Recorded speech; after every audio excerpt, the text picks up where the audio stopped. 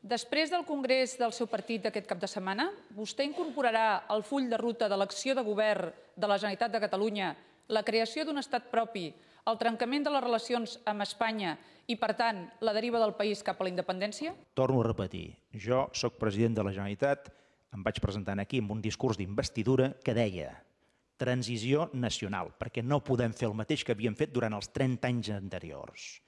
Dret a decidir, sense límits, ho vaig dir explícitament i vostès ho saben perfectament, i, això sí, una condició important que crec que és òbvia, de sentit comú, que és que aquest camí, aquesta transició nacional, l'hem de fer amb el suport d'una gran majoria del poble català. El que va dir vostè al debat d'investidura de la transició nacional i el dret a decidir sense límits no és el mateix que han dit clar i català aquest cap de setmana en el Congrés de l'Estelada, on el seu partit s'ha tret la careta dient que volen un estat propi i dient que volen la independència de Catalunya. El seu partit ha fet un pas al davant i el seu partit és el partit que dona suport majoritari al govern dels catalans, al govern del país, al govern de tots els milions de catalans, no només a la minoria separatista que està a favor d'un projecte com el seu. Els inversors estrangers, els emprenedors catalans, els mercats internacionals, què creu que pensen del seu congrés de l'Estelada i de la independència?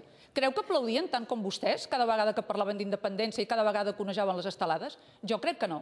Vostès que tant parlen d'europeisme, on està l'europeisme de Convergència Democràtica? On està? En traslladar un missatge de que volen un estat propi que, per cert, la Unió Europea no els donarà?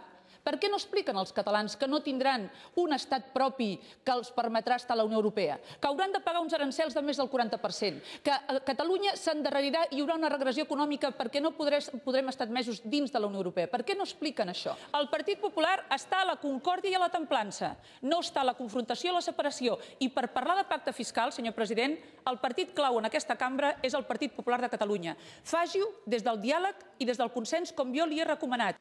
I si es tracta de parlar de democràcia, com vostè deia, doncs escolti'm, la democràcia funciona també per majories, per respecte a les minories, però també per l'arrossegament de les majories, perquè en les majories hi ha la major part de la població. No tots és el consens, és la unanimitat, però després hi ha majories i minories, i les minories no poden pretendre condicionar-ho tot. Poden influir, poden defensar el seu programa, poden defensar el seu projecte, però el que no poden és pretendre que els altres renunciïn a tot perquè aquella minoria està defensant no sé exactament què. Sumin-se a la majoria que hi ha en aquesta cambra sobre el pacte fiscal, que diu el que diu, que fins ara no ho han fet, i a partir d'aquí, si vostès s'hi sumen, i també s'hi suma el PSC, no hi haurà confrontació en el Parlament de Catalunya i ens presentem tots amb aquesta proposta de pacte fiscal. Aquí és on hi ha la majoria, l'interès del país i l'interès dels votants del Partit Popular o de la majoria d'ells. Per tant, senyora Sánchez Camacho, faci un pas endavant, sumis en aquesta majoria i veurà com conjuntament ens en sortirem.